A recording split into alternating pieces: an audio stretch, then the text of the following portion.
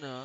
Good morning, Vikings fans. This is Morning Joe's, brought to you by purplePTSD.com, VikingsTerritory.com, and purpleTerritoryRadio.com. We are back, which may be a good or a bad thing depending on where you fall in that camp. Um, I am here. I was going to say as always, but we've been off for about 2 months, so I'm Hmm. here yet again with Mr. Joseph Oberly. How you doing, man? Good. It's been a long time. You should. I haven't been to the barber since COVID started, so I got a COVID flow that is epic. In fact, I have so much Corona cabbage I could play in the Minnesota State High School hockey tournament, or at least, or at least skate out for the introductions. But uh, with my hairline though, it's a skeleton that even Jared Allen could appreciate. So there you go. I'm it's funny because I was getting Skype set up and they always set up video and I saw my facial hair and thought I am very glad that none of this is video. Um, That's right. we we have a special guest on the show, and also an exciting bit of news for those of you who are living under a rock. Mr. Mike Wobschall is on the show today, and he's also our new managing editor of VikingsTerritory.com and purplePTSD.com. How are you, man? I'm great. So you were on vacation for 2 months. Is that part of the benefits package here? 2 months vacation. Yeah, I'll it's take a that. it's a great group of Wob, features wob, that we wob have through the here. door. And he says, "I got to go on a vacation." I had nothing better than that. We like to treat our people right here. Yes. Um, Yeah, man. Well, Welcome to the family, I guess is the creepy way to put it. It seems like people are super excited. I wanted to have you on the first show that we've done back because it feels uh, like it makes sense, right? Like you were away from reporting on the Vikings for a little while. We were too, so we can all react to things that people are probably sick of hearing about already, which is a great way to do a podcast. Well, I've been doing things that people have been sick of hearing for a long time, so I'm on that program. You're, It's no I'll, problem. I'll write that down. Yeah, you're the go-to guy for Right. nausea topics. Let's go through a Right. couple. Again, like to touch on a few things that again people are probably sick of, but they want to hear your take on some of these things, and then Joe and I later will do the same thing, doubling up on bad content. Um, what are your thoughts? I guess just on the 2020 season. There's this weird dichotomy out there of people who either think the Vikings are going to go 11-5 or better, and that they're a contender for the Super Bowl. And then there's other people that think it's the beginning of a 2 to 3 year plan to get back to where they once were. Where do you fall in that regard, if anywhere from those two things? Well, I would put the Vikings, if you want to categorize teams, on the rebuild, teams in the hunt, and make it as simple as that. The Vikings would definitely be a team that's in the hunt. That's how they're built. That's how they operated this offseason. And I think if you went into that locker room or up to the front office and asked them that question, that's what they'd all say. They're a team that's in the hunt. I know some veteran defenders went out the door, but I also know a lot of people thought those veteran defenders' performance was tailing off last season. So we can't both say those veterans were tailing off and criticize the Vikings for having those veterans last year, but then also knock them down right now for jettisoning those veterans for younger players. You can't do both things. So I like where they're at as a team. I like where they're at defensively in particular. I have a couple really. of concerns on offense. Mm. But overall, I think that Green Bay is the team to beat in the NFC North, and I think the Vikings are a legitimate challenger. Gotta like that, Joe, because that's what he's saying is a little bit contrary to what the conventional wisdom is out there. Whereas the holes around the defense and the offense is going to carry him. So that's interesting to hear you say that, Wobby. Yeah, and that's just, that's me trusting Zim with his baby, which is the defense. And I think there's something to be said, Joe, um, for Zim being in a position to coach up young players and to get 110% from B-level players as opposed to getting 80% from A-level players, if you follow me on that. Yeah. Totally. And I kind of liked Zim in that position. As you know, and He's I always think the been same kind of can be teacher. said. Yes. You know, and I think when the onus is on Zim and the pressure is on Zim, I think that's a good thing.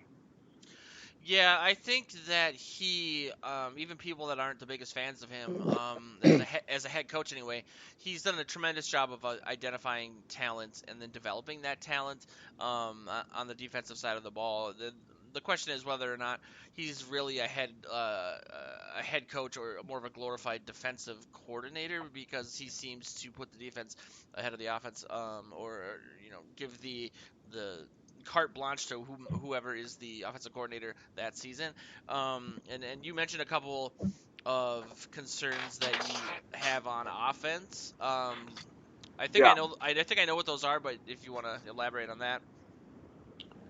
Yeah, Joe, you do. You know what they are because we talk all the time about it. I don't love the personnel and the talent on the offensive line, and that's not a shot at those guys or all of those guys. I think Brian O'Neill's really good, and I think Garrett Bradbury is going to be really good.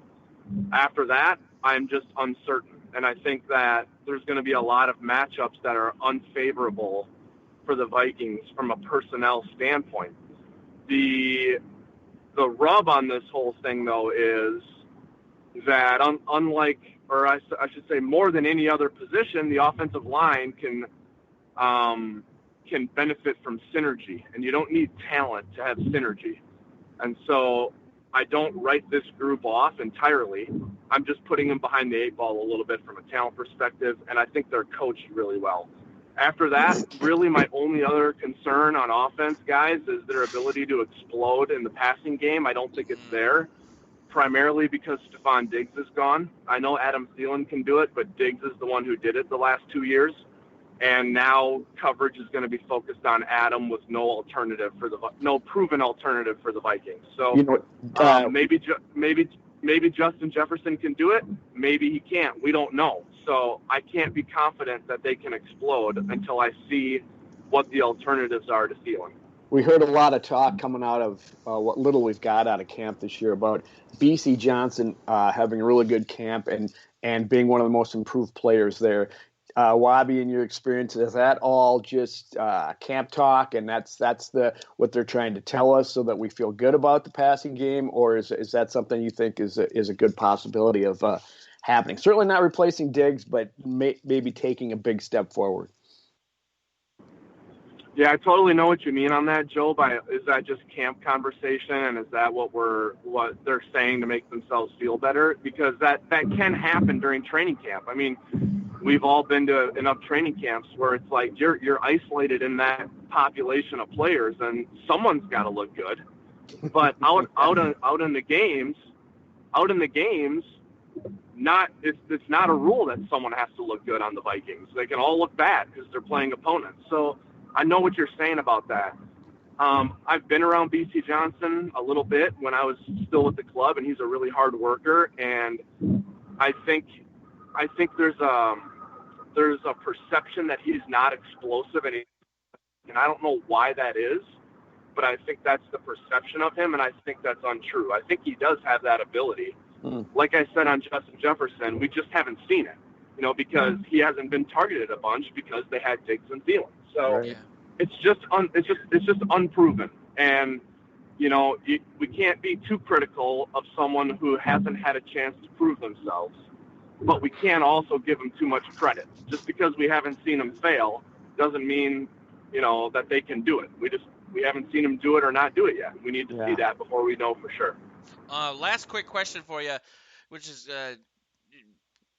what from the fans of our site, the readers of our site, or people that are hearing this podcast or of the site for the first time because of you, what should people look forward to this season from you from a content perspective on VikingsTerritory.com, so on and so forth? Yeah, I'm really excited, Joe. 3 articles a week: Monday to react to the game, Wednesday to preview the opponent, and then Friday to sort of give you give the readers a whole bunch of fun stuff to look at. It might be gambling. It might be power rankings. It might be a sneaky story angle that we haven't talked about yet. Fan mail, tweets of the week, all that. So 3 articles, Monday, Wednesday, Friday, and then we'll hopefully get a podcast going. Lots of collaboration with you guys because you've got the ship sailing already, and I'm trying to jump on after it gets going, and we'll collaborate and we'll have a lot of fun. I'm looking forward to it. The Wobby triple play. Too, man. Yeah, man. Well, I know you got to run, but thanks for joining us this morning. Thanks for joining us in general. We're all really excited. I'm super excited, and it's going to be a fun season. You got to come back to Morning Joe's again. Well, I'd be honored to come back to Morning Joe's. Thanks for having me. I'm sure we'll do this again. Have a good rest of the show, and I'll catch up with you guys this weekend. All right, awesome. Wobby. Thanks, man. All right. See you, boys. See ya. Later. So, whether you're listening live or by the time you hear this, there'll be Wobby's Friday article will be posted this morning still after the show's done.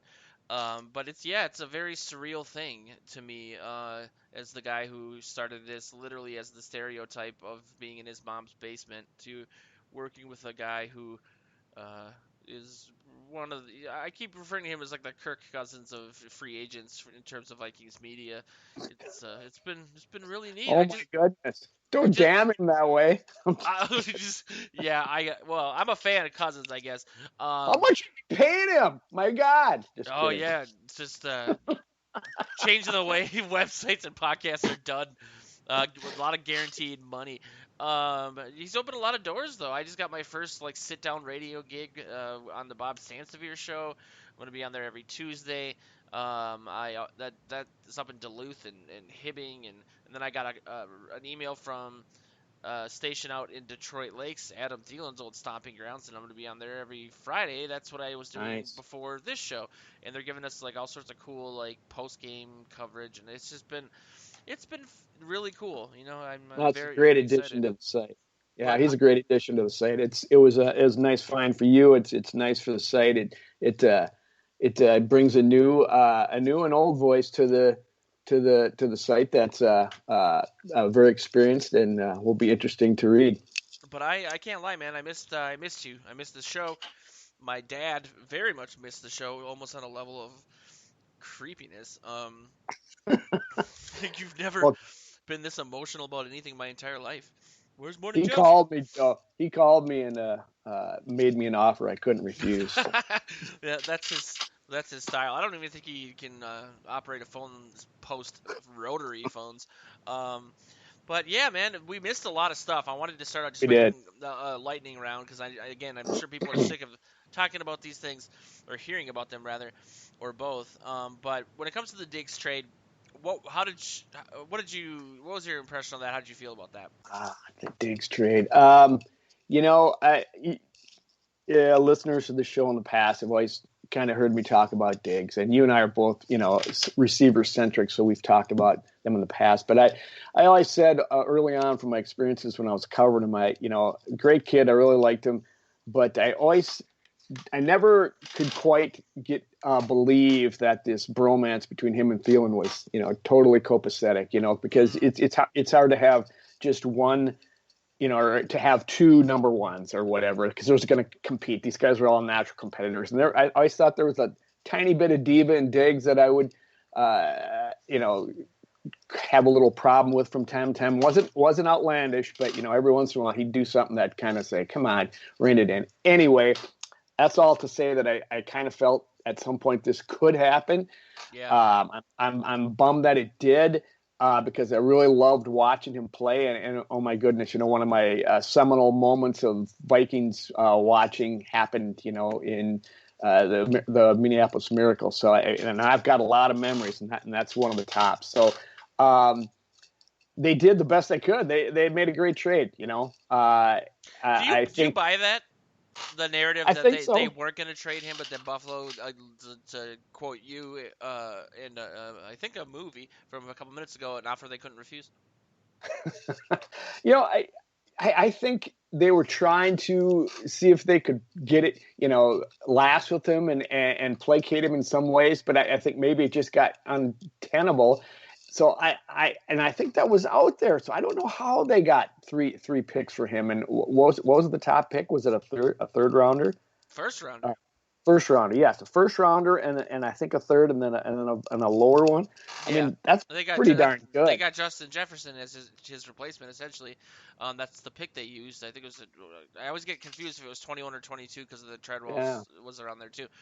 In a year when the receivers were so deep in the draft, I think that was almost a no-brainer. Even though he meant much to the organization. So, I'm all right with it. I want to see how it all pans out. I want to see what kind of year he's going to have up in Buffalo, because we've already seen the two of the guys that left from the defense have already hurt or had issues off the field. So, I mean, sometimes this stuff when they leave doesn't always work out. I don't know.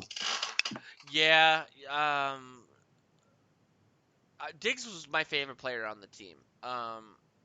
I really liked him a lot. I mean, the fact that he was a Big Ten guy, kind of. So that I had to bring that up. I don't think they were Big Ten when he was there, or maybe it was the final year. It doesn't matter, or does it? I shouldn't say it doesn't matter because that's my entire narrative. But I still will never forgive Red McCombs for trading Randy Moss at the 23rd hour. Me and you and I don't really agree. I wrote an article a couple weeks ago that Stephon Diggs is everything people claimed Moss was, but worse, and that actually blew up like 30,000 clicks in one day. But I don't blame the Vikings for trading him. They had to, Yes, I agree. In multiple regards. Not just they had to because of his behavior, but they had to because the offer was better than they would get otherwise. I wrote an article when he left that also was very popular, called "What were you mad about, Diggs? Like what did the Vikings do? They gave you, despite the fact that you had never even broached 1,000 yards, they gave you this contract that is going to, the next 2 seasons, he's making $14.5 million a year. If he's mad about money, then that doesn't make any sense. If he's mad about the fact that Cousins, a lot of people are saying it's Cousins' fault. Well, when Cousins came here, he got him not only one, but two, the only 2 times he's crossed 1,000 yards. Both of those came post Cousins. Cousins connected with him over 100 times in 2018, despite the fact that they started the season with him and Thielen basically being enamored with one another. And then 2019, he had more yards, less catches, but his ratio, or like the average yards per catch, was like 8 or 17.9. So he was getting a lot of deep balls. He led the league last year in catches and touchdowns of 40+ yards. I just think that go back to the Saints game at the end of the year. I mean, didn't he have 3 touchdowns, for crying out loud? Isn't that? Yeah, well, yeah. It's just then you think, well, maybe he thinks he should be on a contender, but getting traded doesn't guarantee that you're going anywhere near a contender. First of all, second of all, they went to the playoffs. He was on one. They won. Yeah, I know. It's just maybe he wanted to be the guy, people are saying, but be careful what you wish for, because Joe, sorry to interrupt. I just, you bring up Moss, and you can also throw Percy Harvin into this grouping of receivers that just for some reason or another become malcontents. They're not getting what they want. Either they feel disrespected or they want something that they can't get in their current position, and so they start roiling the pot, as it were, and it certainly happened with Moss. It happened with Harvin.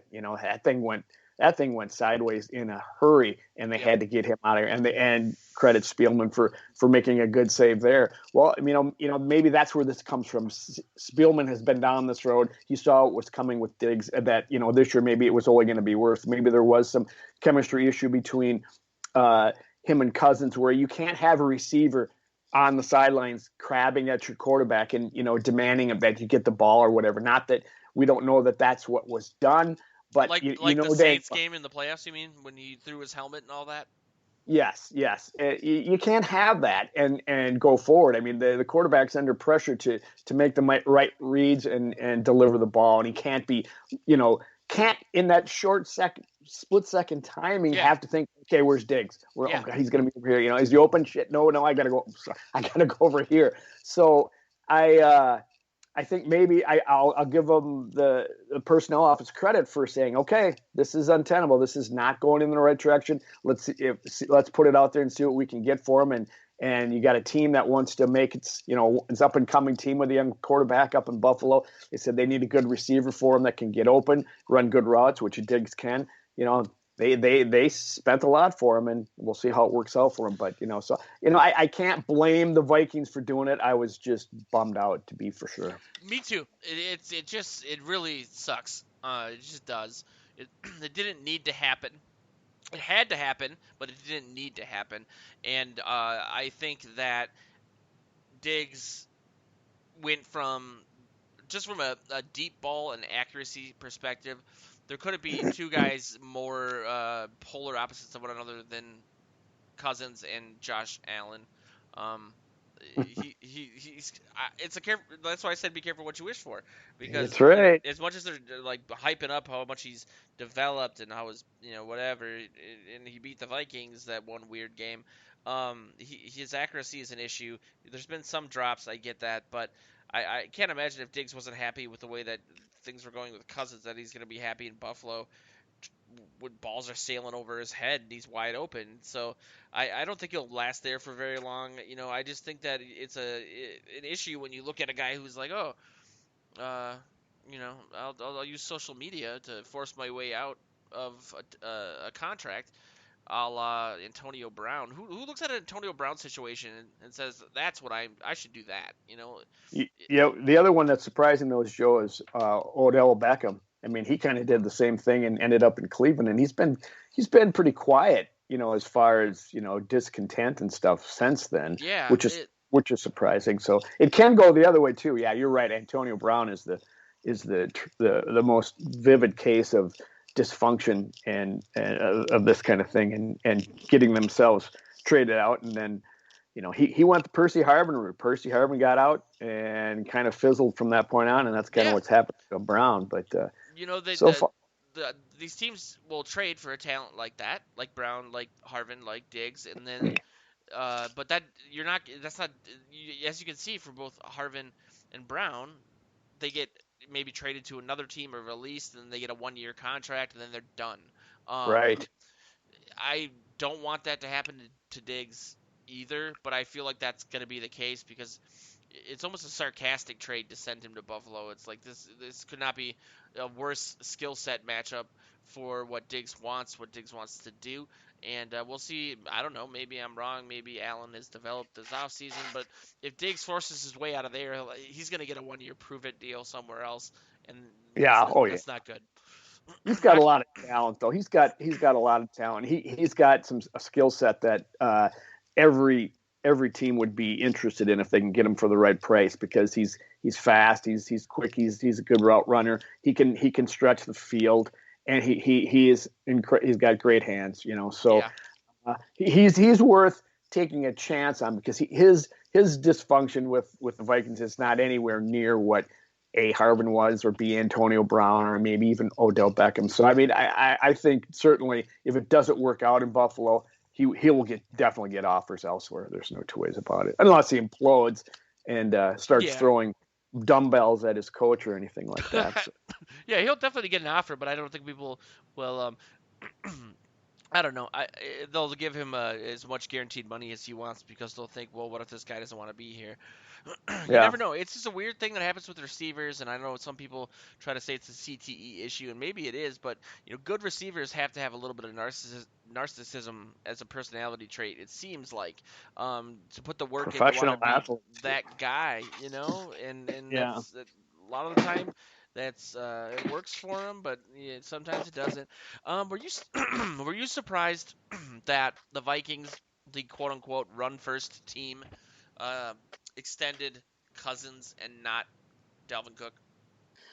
That's a really good question. I here's where my surprise comes in, and they extended Cousins, and I thought maybe it was to give them some leverage that if they needed some space somewhere, that they would go to him and say, "Hey, Kirk, can you renegotiate here a little bit to give us some cap room?" Yeah. And I don't know that they did that. That was never mentioned during the whole Riley Reef thing, and I'm still scratching my head about that. And maybe I don't know enough about contracts. Maybe is this his guaranteed again completely like it was the first So one? if he's on the team like the second after the season starts next year, all Mm-hmm. of his money is guaranteed for the next 2 years. So Wow. that $45 million that is for 2022 is fully guaranteed the second 2021 season starts. All right. Well, to answer your question am I surprised? No, because you got to go by position because you got to have the quarterback. And you look out, just you don't even have to look any further at our division to see, how people are trying to find quarterbacks. Go to Chicago where they got Trubisky, they traded up for, and now they bring in Foles, and then they give the job back to Trubisky. Teams are out there just searching to find someone. Josh Rosen, a former first round pick, high pick, is basically, I think he got picked up somewhere by the Bucks, I believe. But he's just an afterthought in the league now. So it's such a important position, and running backs are not. So as far as the Vikings go, though, I think you got to get Dalvin in here, and I don't, I know it. They have Alexander, or they have Madison behind him, Yeah.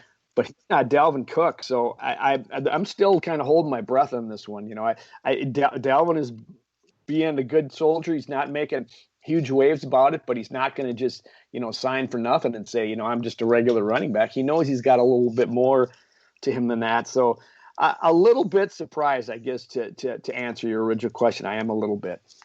Yeah, it's an interesting one because you look at Cook and his injury history, and then you look at okay, they have Kubiak and Dennison who are disciples of the Mike Shanahan system, which was known for creating 1,000-yard rushers out of whole cloth, essentially. Even though they had a couple good guys like Terrell Davis and Clinton Portis and stuff, um, and so maybe they think that with that the risk of signing Dalvin to a big contract when he does get injured.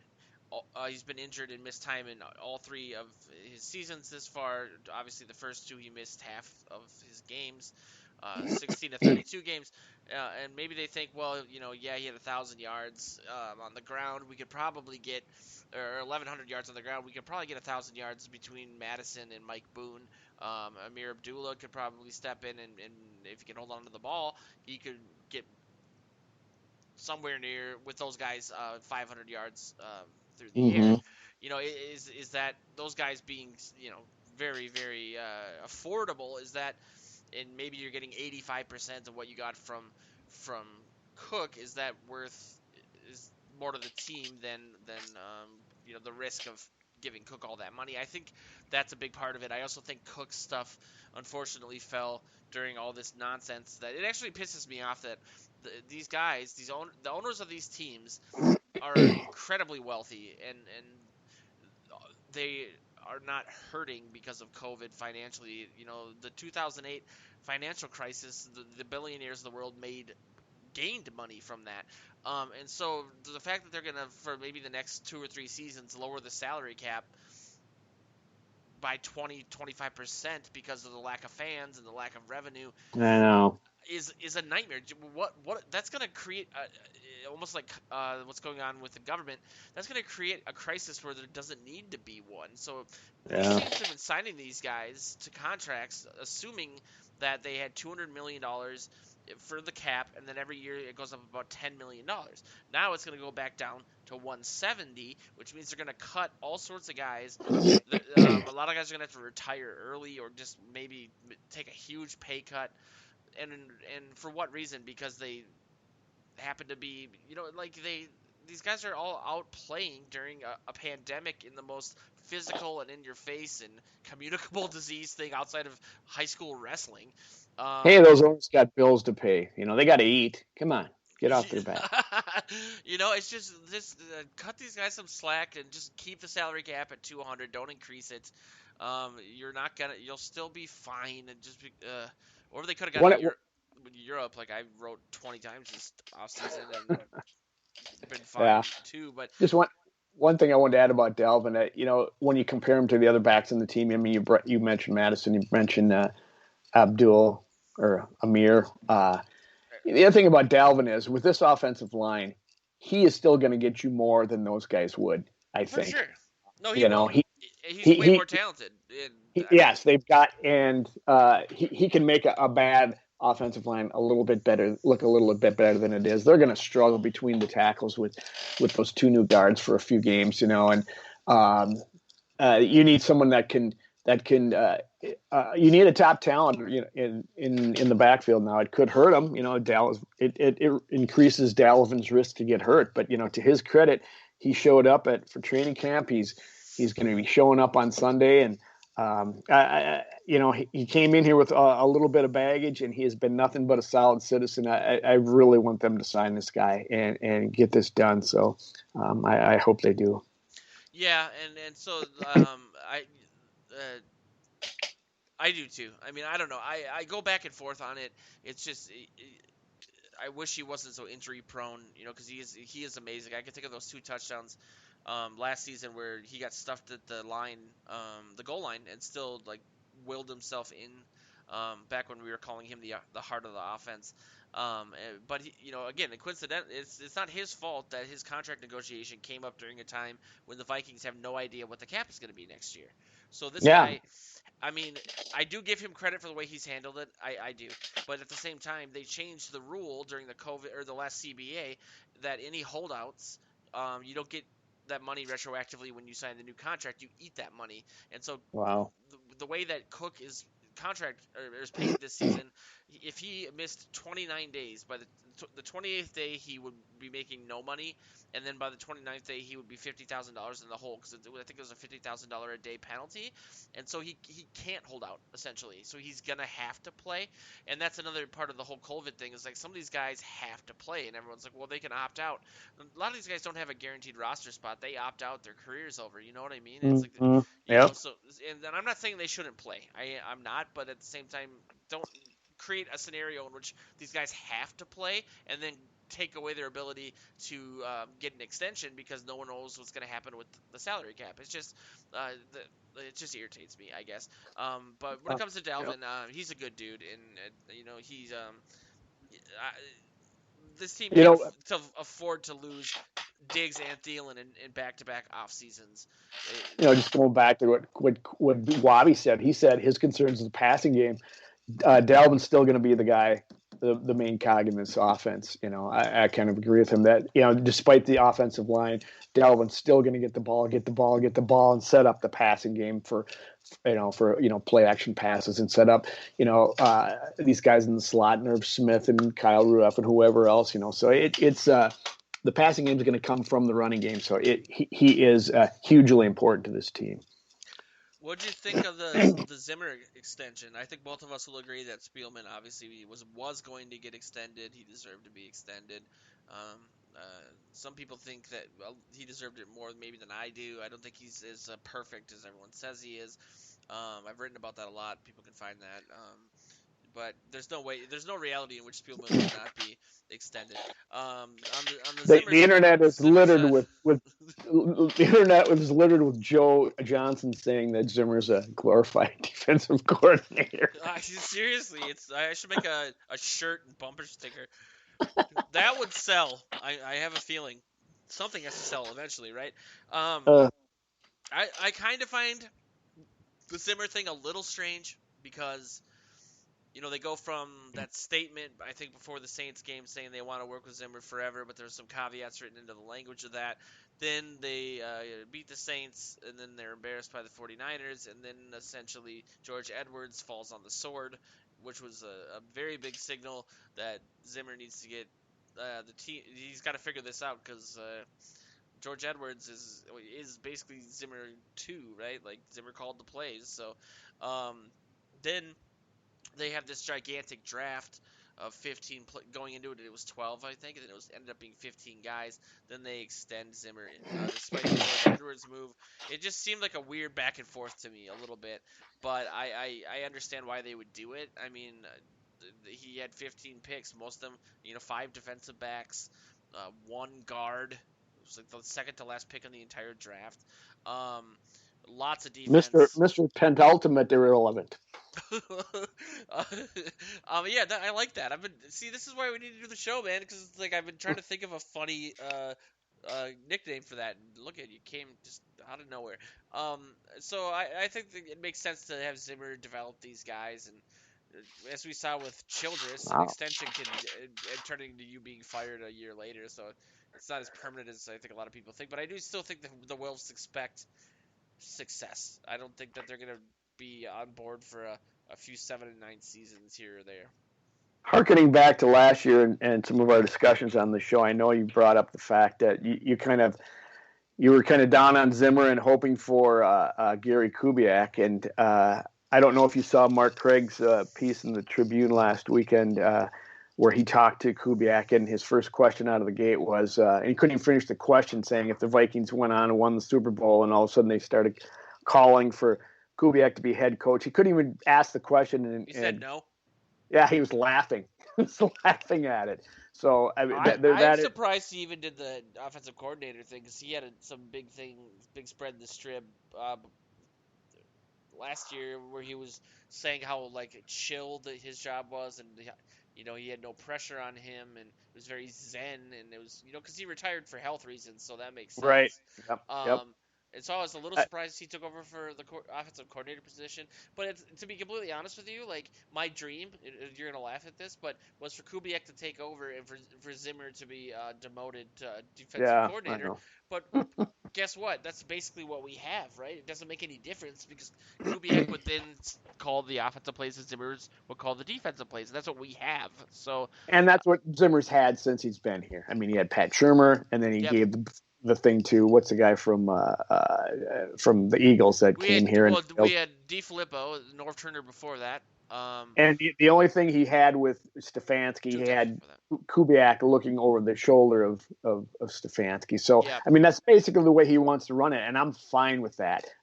Zimmer takes on all the head coaching job and the headaches that Kubiak doesn't want anything to do with. And, Kubiak gets to groom his kid. I think he's really happy with his history. I'm very glad he took the offensive coordinator position. I think it's really important. And he did say in the paper that, he kind of missed a little bit of that juice that you get down there. But maybe that he's just saying that to put on a good face. I never felt that he would want to be a head coach again, because that, he almost died on the Galdang field, for crying out loud, a few years back. Yeah. And he's in a good spot. And Zimmer certainly appreciates it. Zimmer can give him the keys. He can go focus on the defense. He can go, like you just said, coach up these young guys, which he really is a teacher at heart. He is a defensive coordinator at heart. But I really like the way they have it set up, and that's I know it differs from you, but I'm hoping that they can have some stability now and not lose another goddamn offensive coordinator. What is this? How many for Kirk Cousins in a row? Like 5 out of 6 or 6 out of 7 years, a new OC for him. So give the guys some stability and try to move your offense forward so you can build on something rather than retrenching and rebuilding that offensive scheme and mindset every single season. So. Yeah, that's been overlooked a lot, I think, and having Kubiak system in place last year and then basically the same thing this year, like you just said, is incredibly important. I think it also helps that Justin Jefferson seems very familiar with this system. I think BC Johnson earned that job last season, and it would have been hard for Jefferson to overtake him regardless. But I guess I don't think I said this on my radio interview this morning. COVID could not have come at a worse time, and I'm not saying I'm not minimizing anything else. I'm just saying. Is there a better time for it? Well, since Zimmer's been the head coach of the Vikings, there's been a tremendous amount of continuity. You know what I mean? And now there's all this, and there's no preseason for these rookies and all these things. So it's gonna, who knows what we're gonna see on Sunday? I've never been this I know Zimmer likes mystery and all that. Like, he's like the David Blaine street magic of head coaches, but I don't know what we're gonna see. I don't know if the Yeah. defense is just going to get blown out of the water because Rodgers loves to pick on young and inexperienced corners. This defensive line seems cursed. I don't know you know what I mean? Like they bring in Yeah. Pierce and everyone's like, Pierce is better than Linval, don't worry. And then Yeah. he opts out. And then everyone's like, well, PJ Hall's actually better than Pierce, don't worry. And then he can't even pass a physical. He's like the Uh, me of the defensive line. So it's just a lot of question marks on the defense and a lot of bad luck, I guess, which is something that we're not accustomed to here. Wink, wink. I was basically saying the same yesterday, and since you're dropping your radio gigs on the air, I can say I was on KTOE in Mankato on Wednesday, and I was saying the same thing as you. Don't know what we're going to get, but I feel like we don't know what we're going to see until we see it. I feel like the Vikings should run the ball 500 times. Would that be a record? Uh, um, because you keep the ball out of Rodgers' hands because Yeah. Rodgers is going to go after those corners, and we don't have they don't have Del or Danielle Hunter in there to make him nervous. Did you happen to see the clip when Rodgers was told in his presser that Danielle was put on IR? No. Oh my goodness, the shade dropped from his eyes. He looked up. He goes, "Oh, really, Oh. Yeah, really?" that must make him happy. Oh, he was extreme. I mean, he was, downplaying as best he could, but he was just kind of looking out, eyes glazed, and someone says it to him, and he looks up under his hat and just looks at the guy and says, "I didn't know that," So you can tell clearly he was excited at this news, and that just helps him out. You need that defensive line to get in his face to give those first year starting corners some time, some time to get on their guys, and it's that's a scary proposition. And how do you say Yannick's last name? The new defensive Oh, end, uh, Ngakwe. Ngakwe. He's going to be fine, but he's not going to be fine right away. He's still learning a new system, and he said that earlier this week. He's really been working Yeah. hard, but it is new terminology and new system for him, so he's got a lot to go. So they got to run the ball and they got to run it well. Effectively to keep the ball out of Rodgers' hands, or it could be a really bad home opener for the Vikings. Yeah, and I can see them running the ball a lot too because you have a lot of uncertainty on the inside of the defensive line. You have Jaleel Johnson taking over for Linval Joseph, which I like Jaleel Johnson for a couple of reasons. We have very similar names, and he's also from the Big Ten. Um, so I've always rooted for him, even though he's from Iowa. Ugh.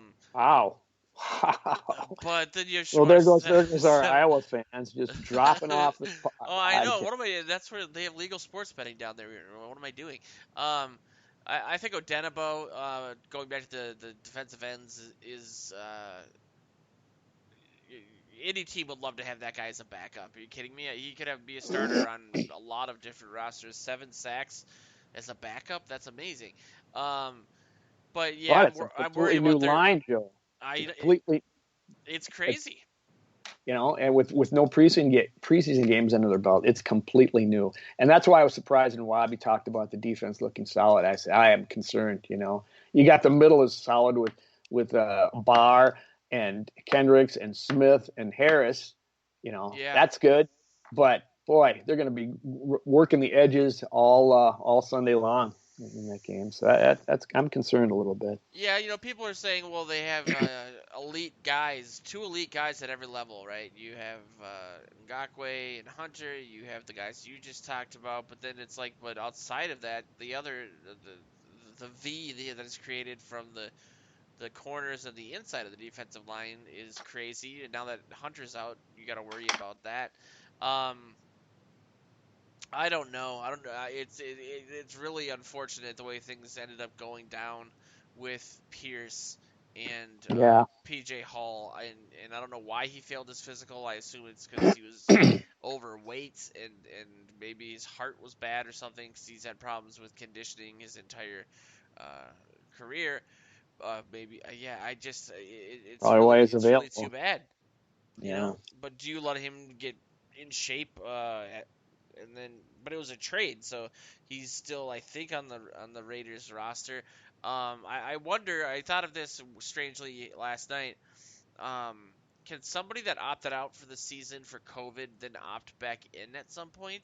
I wonder. That's a good question. I thought about that too at one point because you'd love to have that three tech back in there. Yeah, And so I suspect not, but me who too. knows? These who knows? You can probably make. I suppose you could come back in. They just have to make room on the roster for you. I mean, you can pick. I mean, he's. I don't know. I'm trying to look it up, but it'll be an interesting. Maybe one of our listeners will call in right while we're on the air, and they can't, and we won't hear them. But uh, Um. but what kind of shape is he going to be in? Oh And no. Yeah, you can't. what? You can't do it. Yeah, doesn't matter anyway. He's new to the system, and he wouldn't have been practiced in it. And it wouldn't bring much value at this point, other than but hopefully he wants to be here next year. I guess I I'm guess his hoping. contract is just pushed off by a year, so they're gonna get 3 years from him anyway. But that Okay. raises the question as to what he gets paid this year. Um, if any, I mean, I would say zero. I don't know, but what if he? I mean, he needs to eat. He's a big dude. Um, Yeah, well, he's probably wasn't hurting from his previous work in the league, but I don't know. Maybe you there is remember some what kind. Cluey said when he was on our show a couple of years ago? The reason that the NFL has such a bad CBA is because they have no ability to threaten a strike because all these guys live check to check, and that's why 75% of Hmm. players are bankrupt after 2 years after retiring. So I don't know. Um, I'm sure they get something. Yeah, you're probably right. Um, it's just gonna be a weird, playing the Packers at home with what cardboard cutouts of fans. Um, it's gonna be a weird situation having no fans and watching. It's gonna feel very just not real. I think very sterile and very strange. Don't you think? Yeah, I'm not. I watched the game last night, and they had enough fans in the stands to make noise because it didn't seem that much different on a broadcast. Certainly, I'm sure it would have been at a game, but to have no fans there and it's going to be weird. The Vikings are at a slightly competitive disadvantage, I feel, with the rest of the league that can have fans and are going to have fans. Yeah. Uh, because, and Zimmer has certainly talked about it. He's mentioned it a couple of times. He's not real happy about that. And it doesn't make sense to me other than, the money aspect. The NFL is going to try to get revenue wherever they can, and they don't care if you win or lose or draw because of your fans, go tee it up and play the game. So that's their mentality. But, it certainly is uh, a factor. But if you're going to lose games because you don't have enough people cheering for you, then you're probably not that good in the first place. So there's the other side of the coin. So get out there and play and be better than the other team. I wonder, I wonder if Aaron Rodgers' famous hard count will be as effective if there's no fans. I have no idea. It's going to be weird and very interesting to see. Yeah, it's not having the fans, the home field advantage, the fact that these Vikings have done so well at US Bank Stadium since they got there. I think they've won every game, home game, where they've scored 21 or more points under Zimmer since obviously going to US Bank Stadium. Um, and I wonder how much of that is sound related. I mean, when I was on Sansevier show on Tuesday, they talked about he talked about how he missed the Metrodome from the Yeah, perspective of the press I box. heard that. He liked did you listen to it? I did. Oh wow, that's super cool. Um, yeah, that he missed the press box from the Metrodome, and we talked about how much louder the Metrodome was. And I haven't been at US Bank Stadium for a Packers game, so I guess I don't know how loud it gets there. But you don't hear about the decibel levels. You don't hear about US Bank Stadium being on the level of Kansas City Stadium or Seattle Stadium anymore, and that's really too bad. But so I don't think the advantage is as big as it was when they were in the Metrodome. I don't know if the sound is why they're so good at home or if it's just the familiarity of it. But I guess we'll see on I Sunday. would But agree with what he said, Joe. I would agree with with the press Sansevier box that thing, Yeah, the Yeah. press box seats were closer to the field. They were better than they are at TCO for the media, which nobody cares about. And but the sound is comparable. The Metrodome was nuts because I think the roof is closer and it was just right on top of you. And but Concrete the everywhere. yes, the sound at I say TCO, I meant US Bank is very close, if not matching what you get at the Metrodome. So In my yeah, I mean, like I said, the game I was at most recently was the Raiders game last year, where they just absolutely destroyed them, and people were cheering, but it kind of took the wind out of everyone's sails. I mean, everyone was happy, but it wasn't like a tie game with the Packers where they have the ball and you're trying to like you said, mess up that hard count. First game of this is just strange, man. We're the game's on Sunday. We're jumping right I back know. into it ourselves. Um, but we should do what we always do, which is the point prediction, which is a little bit different this year because I can't. Not to say that I ever did, but I can't look at your game preview before the show. Well, You you know get to what's go. really sad? I had that ability to do that, and I often did, and I still am horrible at this. So what's it gonna be this year? Yikes! Oh yeah, and we have no. I go to look at points and how many the teams give up or don't during the regular season. And the first game is always tough because you got nothing going and you don't even have any goddamn preseason games to go on. I So know it's this will be a weird. strange one.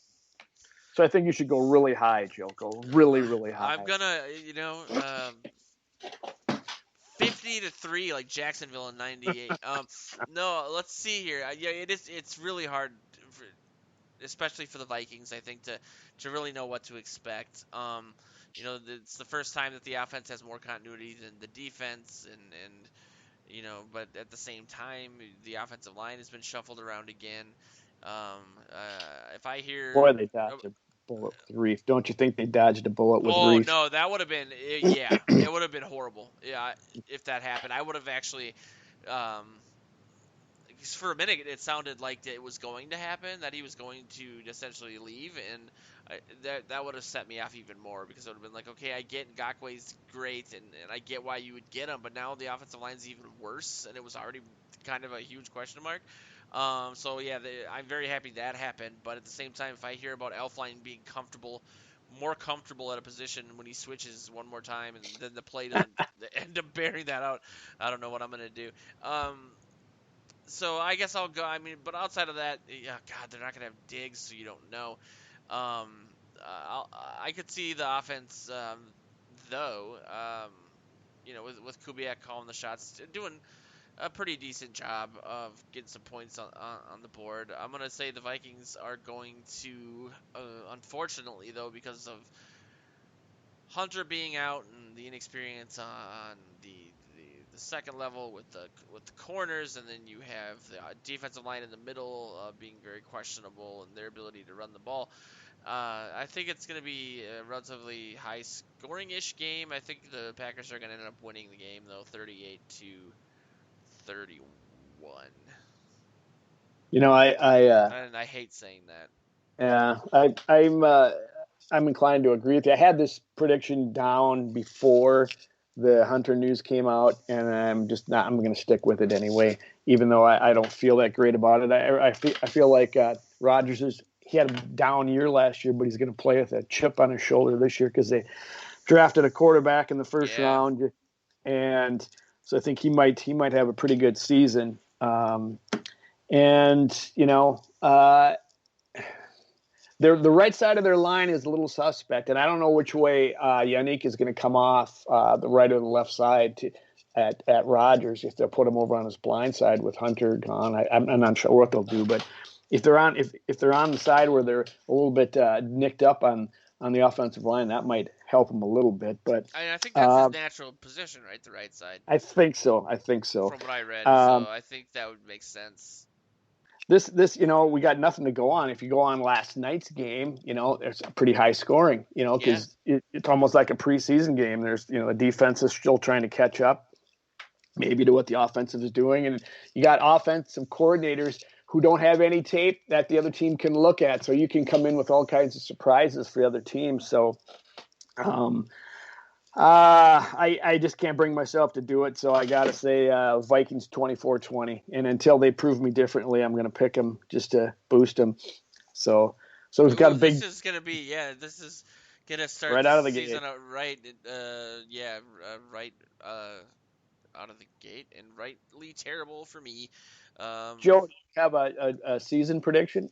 I'll be completely honest. Before the Ngakwe trade, we wrote a season prediction roundtable on purplePTSD, and I said that the Vikings were going to go either 6-10 or 7-9. And my rationale behind that really was that I don't understand how, you're gonna this.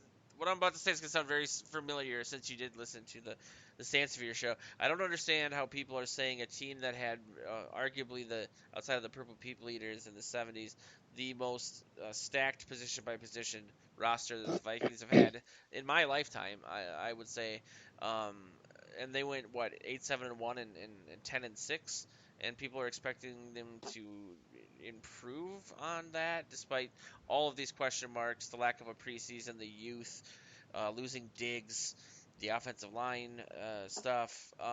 Don't you be throwing logic in here, for crying out loud. Don't start making sense on me. Zimmer is good.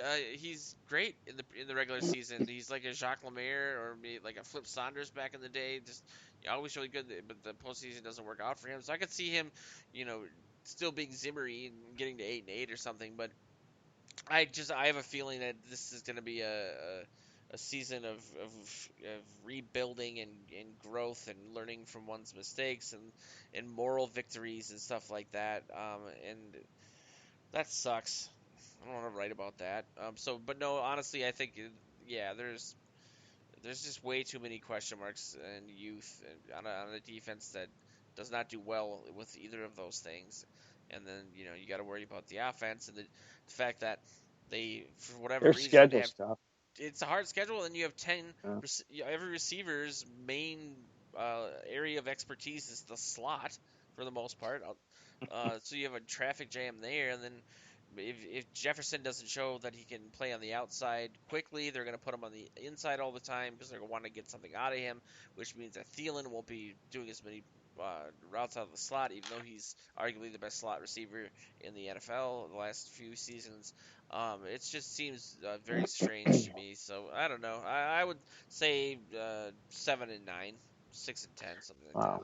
Wow. I was somewhat optimistic. I'm a homer. I'm going to admit it. I've been doing this, had purple blood in my veins for too long, and Should probably go to the doctor.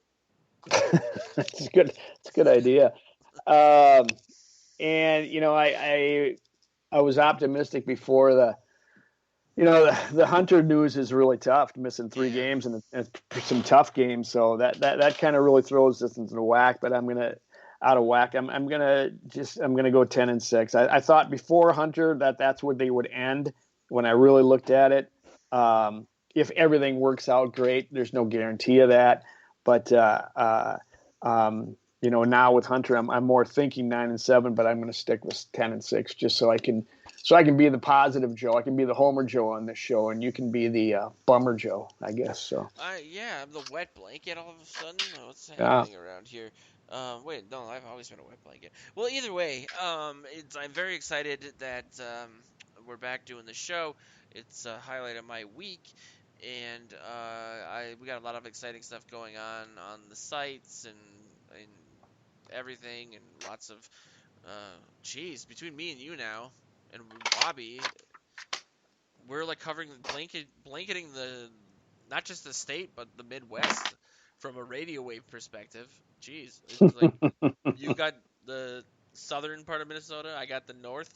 Wobby was doing something in Grand Forks yesterday, so yeah, it's been it's been cool. People that have been listening to this show for the last few years, have seen the growth and the cool things that are going on, and there's no one more responsible for that than you, my friend. So I'm just really happy that we're doing the show, and either way, it'll be a fun season from It's that kind of you to perspective. it's kind of you to say that, Joe. I knew once the season rolled around I'd want to do it again. I really missed it. You and we got some good banter going, and it's always a lot of fun. So thanks for having me back, and hopefully we're talking about a lot of wins this year. And by the way, the reason the show is a success, or the sites, is because of you. Don't anybody out there get that wrong. This guy's a hardworking man that really kicks butt when it comes to the sites that he owns and loves with his heart. So Thanks, man. That means a lot. By the end of this, wow, I oh got wow, choked you up. got it. Mm. You need a Kleenex? um, this show is gonna end up on the radio by the end of the season. I guarantee it. It's too good not to. I firmly believe that. I wouldn't go around harassing station managers the way I do if I didn't think that you're an awesome guy. I love talking to you, and at least we'll have again. That'll be what I guess the moral victory of the whole season, because it could get rough pretty quickly. But I'm hoping it won't. I want to be wrong. I really do. I don't want to be like happy about it just because I'm right. But I just Right. either way. Thanks everybody for tuning back in and for checking out the show. Keep an eye on purpleTerritoryRadio.com. There's a whole bunch of new Minnesota sports podcasts out there from us, but from other places like Score North and so on and so forth. We got a couple new things coming up that are going to be crazy that I'll announce here in the next couple weeks in regards to new sites and apps and features, so on and so forth. And that's very exciting as well. But this has been Morning Joe's for the 11th of September 2020. We will catch up with you guys next Tuesday. Skol.